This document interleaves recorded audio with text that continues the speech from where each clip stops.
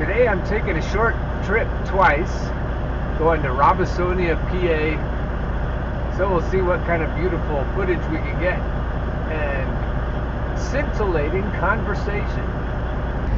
So there's a good glimpse of the windmills. I'm on my way back from Robisonia, the first trip. In 3/4 of a mile, arrive at home, on the right. It's going to be 5:55-ish when I get back. Then I'm going to start on the second trip. Somewhere along that trip, I'm going to talk about greater or equal with a new angle. You're so bright, that's why I call you sun.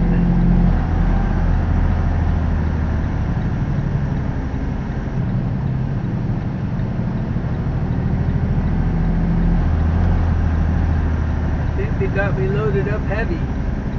This is where I always test my Jake brake before I get down on the main road. So when my dad said, "You're so bright, that's why I call you son," I always said, "Yeah, I get it from Mom."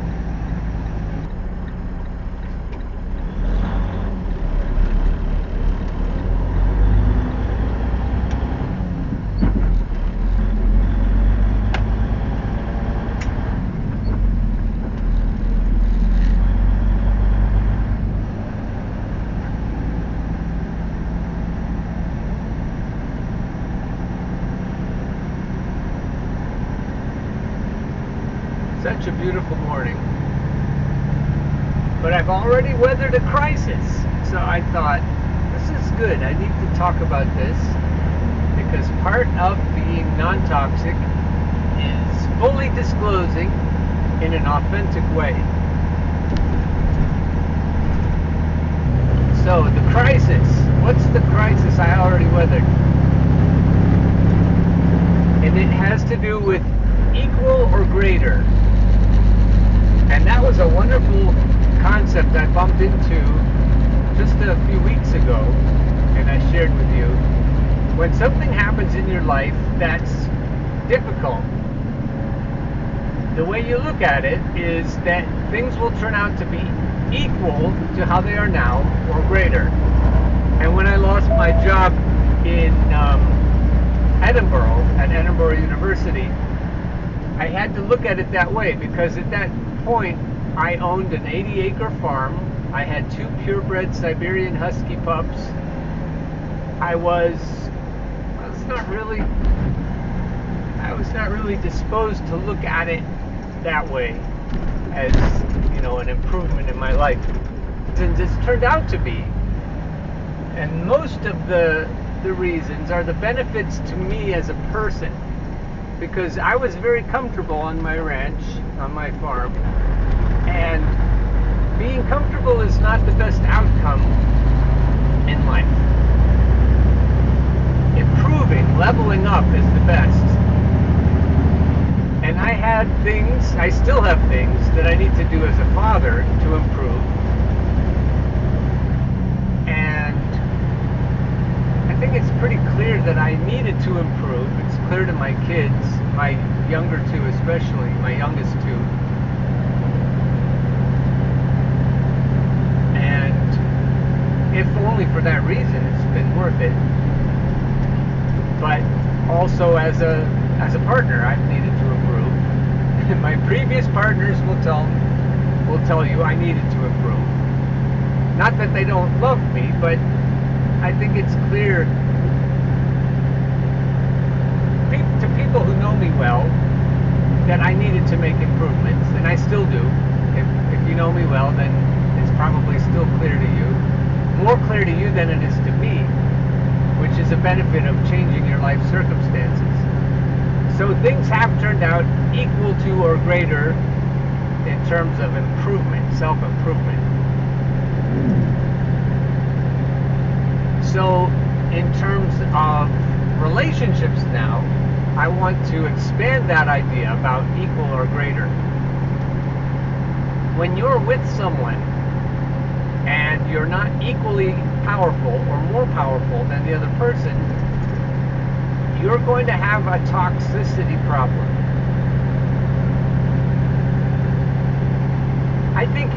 also have a toxicity problem if you're of greater power,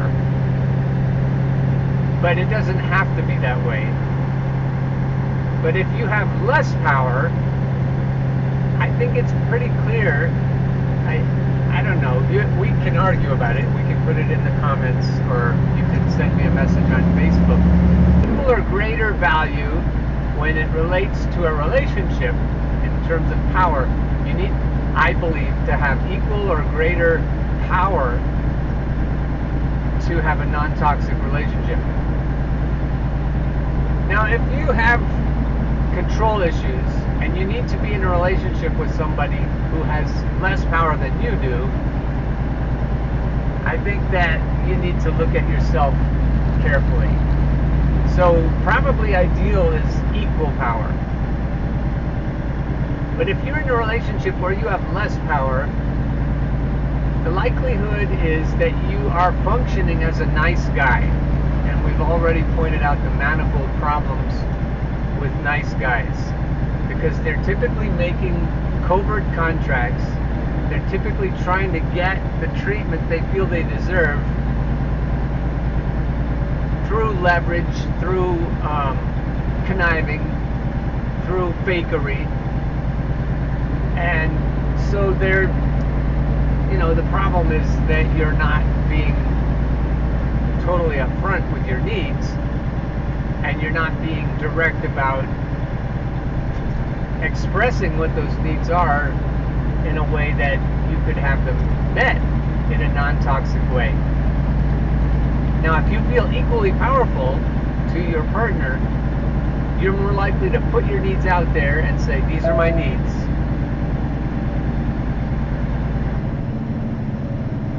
And you're more likely to be honest and upfront and authentic in how you deal with your partner or partners.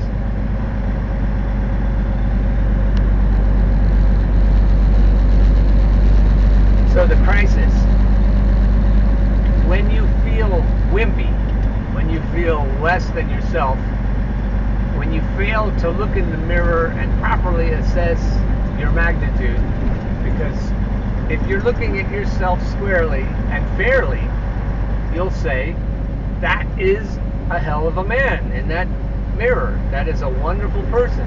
It's sort of like the, oh Lord, it's hard to be humble song. Because the truth is, you'll never meet anyone who's not valuable. Everyone you meet, and every animal you meet, is infinitely valuable. It's just the truth. Fearfully and wonderfully made, you could say. You can just say, hey, this is just the way it is. Magnificent. You are magnificent. You are worthy of good treatment in relationships without having to beg, and to get into a relationship without having to chase. You're just worth that much. You just are. And so if you're feeling wimpy, if you're not feeling that value, you may sell yourself short. You may have trouble. This bridge, I'm sorry, I'm interrupting myself. This bridge that goes over to Wrightsville from Columbia is kind of, it reminds me of places along the Columbia River in Oregon. It's the FDR New Deal stuff with all the workers that were employed to make things. And in that time, a lot of the bridges were really beautiful.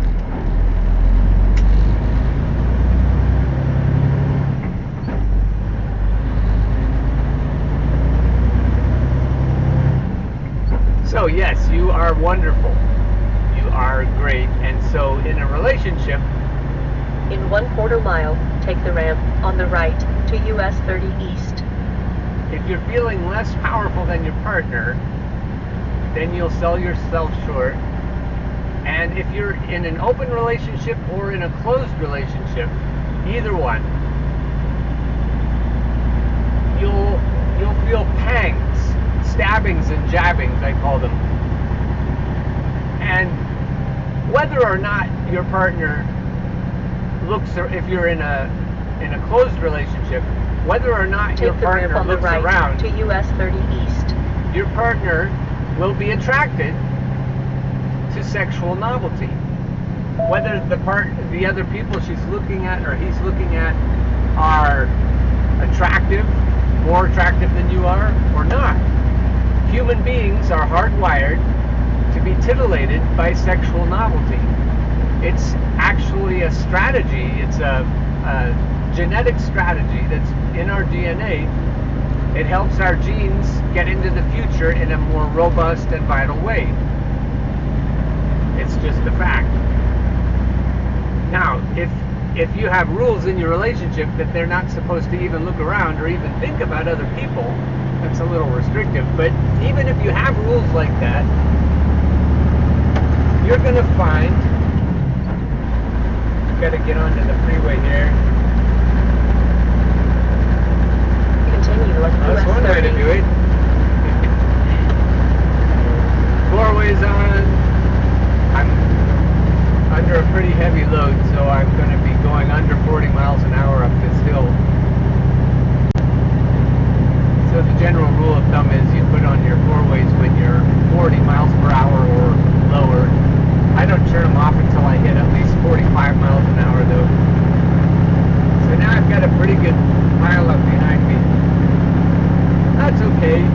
Nobody's crashing. It's part of my self-esteem. I think I used to worry more about impeding traffic when I was driving the truck than I do now. It's not like I've become a prick. Or more of a prick. It's because I have the confidence to know that I'm doing the best I can. It's just the way it is. And impatient people, they're okay. And I'm one of them. But it's just the way it is. And it's okay. It's like you know, your relationship with the world at large. I deserve to be here. I deserve to take up the time it's taking me to get up this hill. It's just okay. Some people are never tortured with thoughts like this. I think that's good. It doesn't necessarily mean you're a narcissist. It just means you're confident.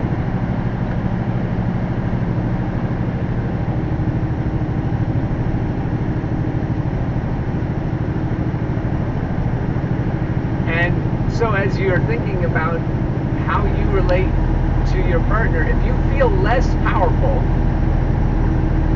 it's going to be difficult for you not to be in a crisis in a closed or in an open relationship when she or he or they look around at other people and are attracted to other people. And even if they aren't attracted to other people or even thinking about other people, if they're just out with their friends or if they have friends at work or however life happens, it's going to happen.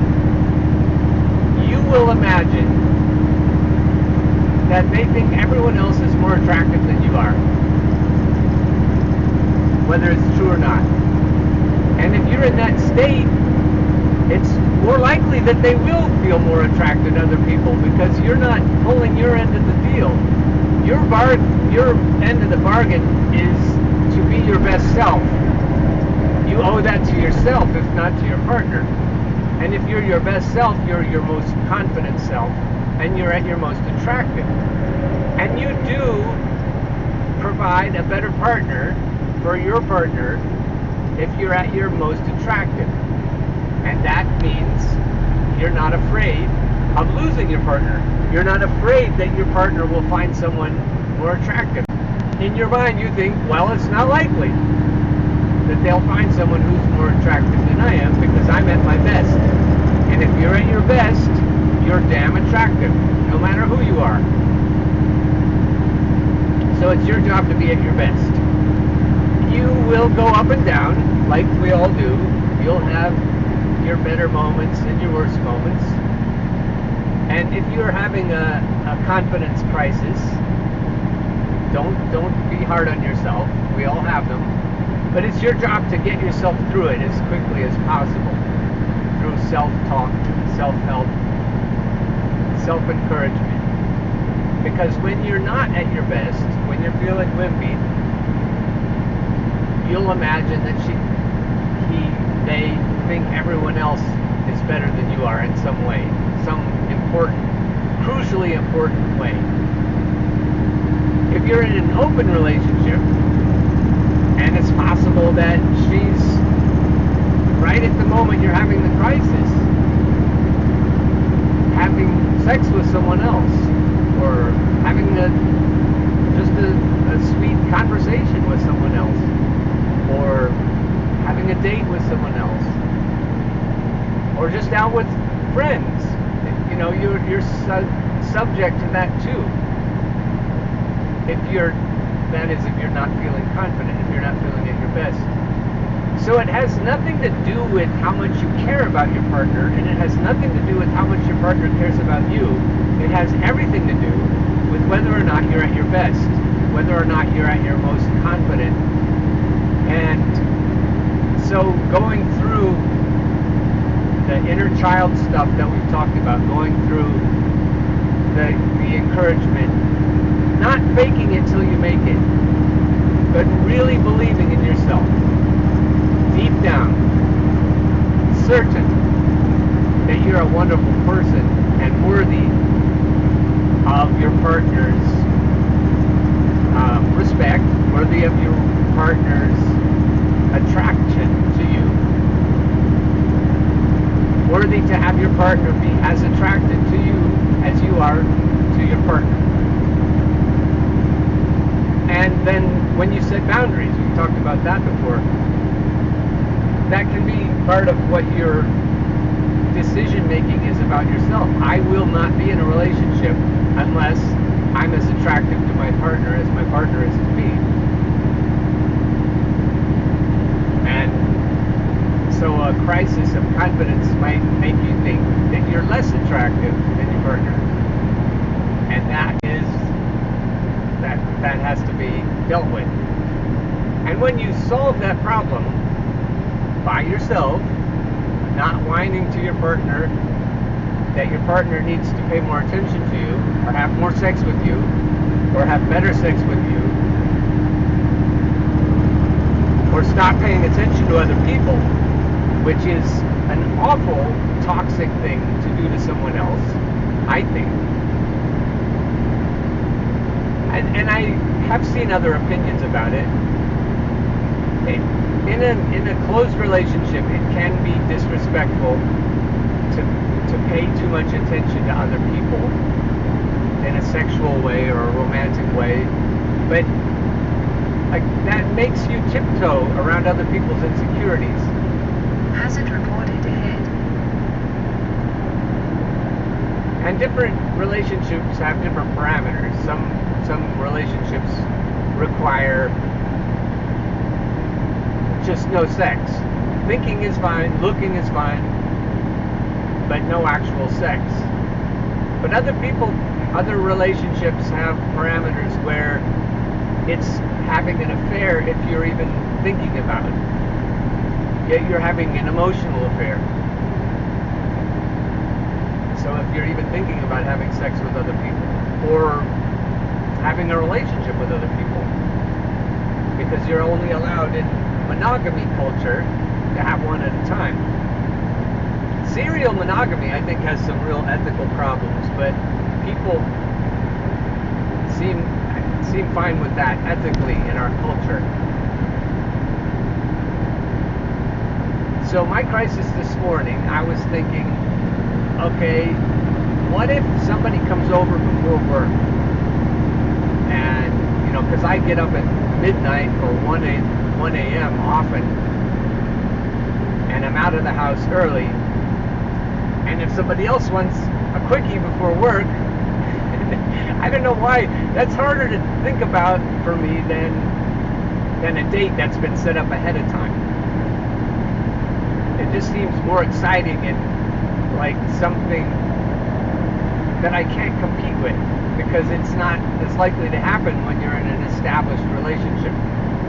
Because you're available, you're there, so why do you need to... I mean, it's fun, and it's a good way to renew some of the excitement of an established relationship, but it isn't as likely to happen on an ongoing basis. And so that, for some reason, just thinking about it, it didn't happen, but can put me into kind of a crisis mode.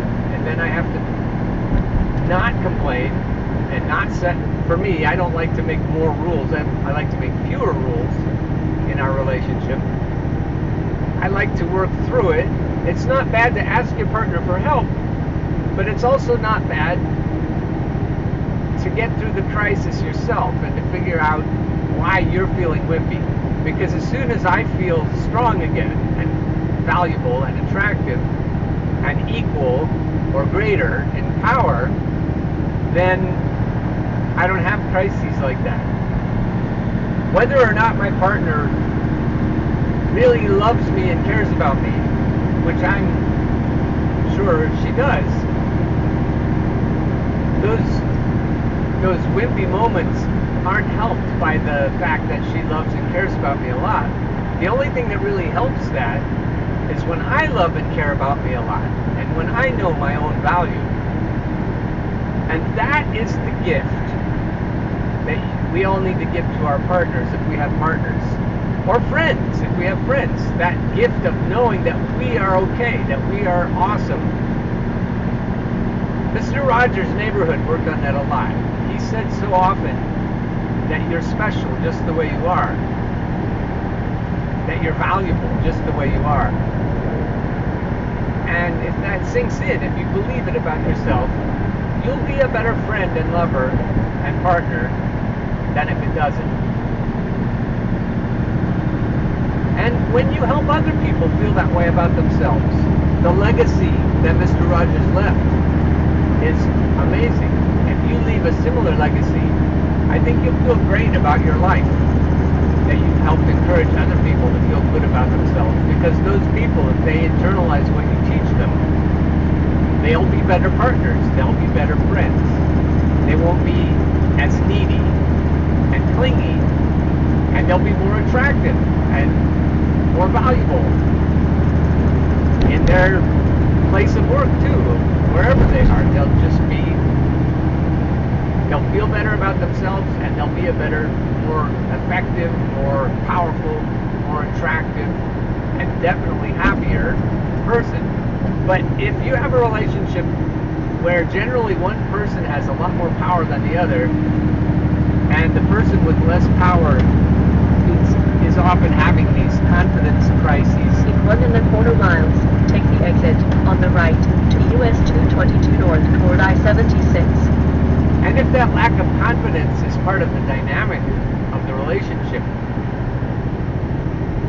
I think that can be a problem. So that's what I'm encouraging. Non-toxic males, non-toxic everyone.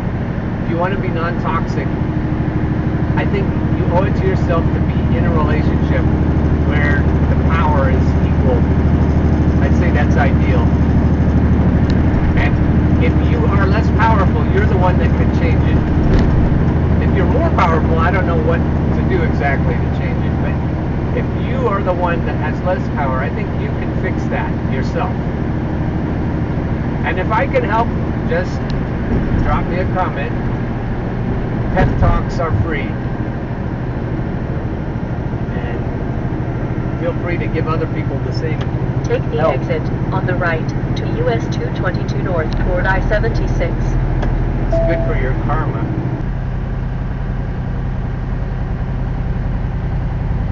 This area is worth seeing. All the beautiful trees. And it's not what I'd call mountainous, being from the Pacific Northwest, but it's hilly, and the hills are beautiful. What do you think? Maybe you'd like to buy some property out this way. We're 1.5 miles from Robisonia, and it's quite gorgeous.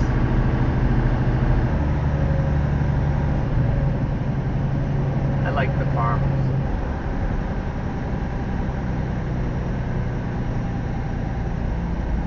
I would buy a farm. Sycamore trees,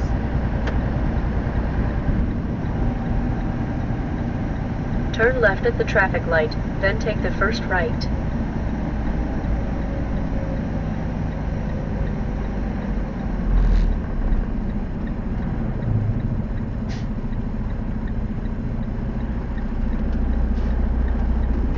Turn right on Old West Penn Avenue, then take the first left.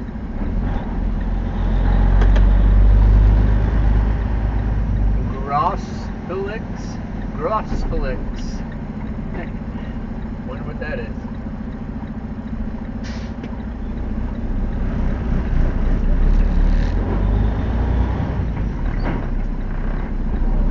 Turn left.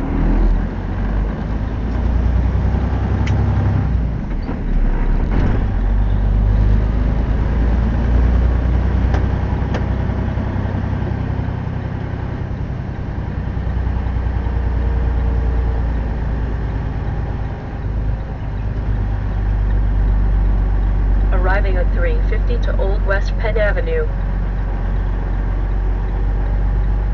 So there's a food warehouse. Looks like Turkey Hill's already here. There were a couple trucks here with me the first round too. I gotta get out here and give them my paperwork.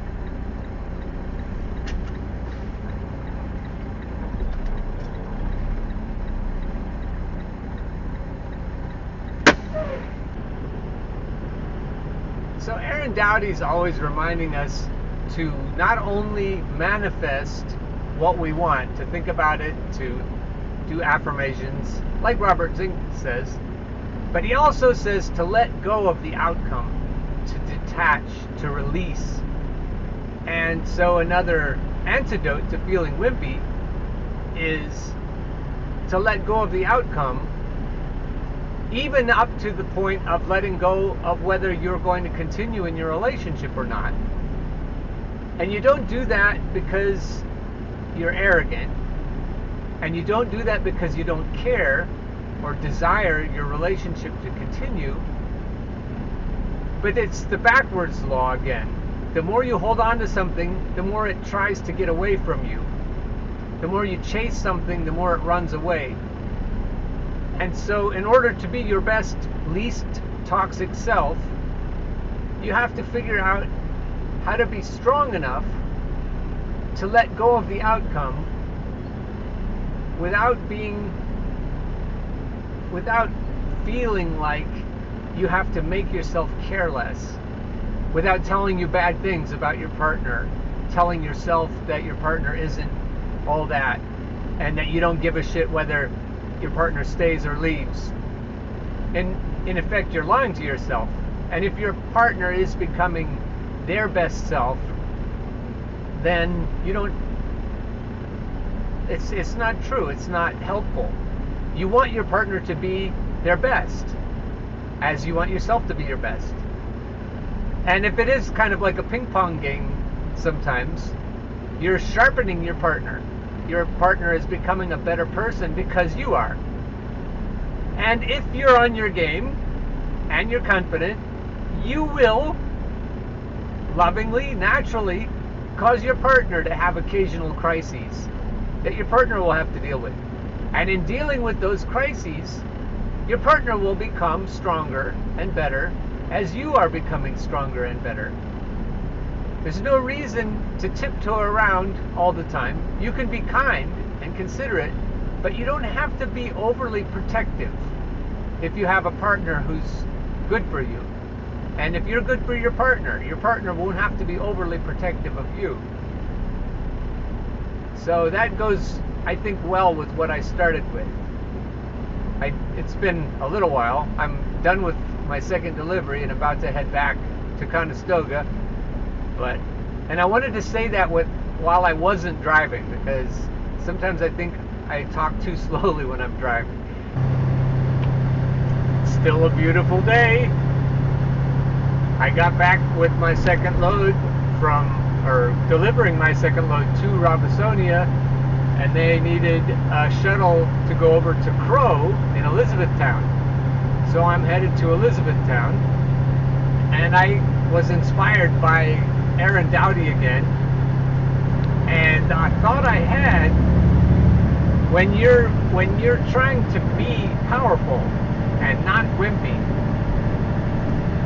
and when you're trying to hold your own in a relationship, and you're trying to be the best version of yourself and the least toxic version of yourself, you have to believe that you deserve everything that you're trying to get. And by get, I don't mean you are trying to get money or trying to get sex or trying to get... What I'm saying is you're trying to get to the best version of you. And the best version of you is going to have whatever is commensurate with who that person is. So the best version of you is going to have the most of whatever it is you want to have, which is as it should be. And without apologies then, whatever abundance comes into your life, you're comfortable with it because you deserve it. You know you do. Because you don't fake it until you make it. What you do is you realize, you notice what's already true about you. And that's where we started this morning. Early this morning we were saying that you're wonderful, that you're magnificent. You don't have to pretend. It's already true. And you're already deserving. And you're already worthy. And so when you feel wimpy, when I feel wimpy, I don't feel that way. I don't feel deserving. I'm letting myself down because I'm forgetting, as Mufasa would tell Simba, I'm forgetting who I really am.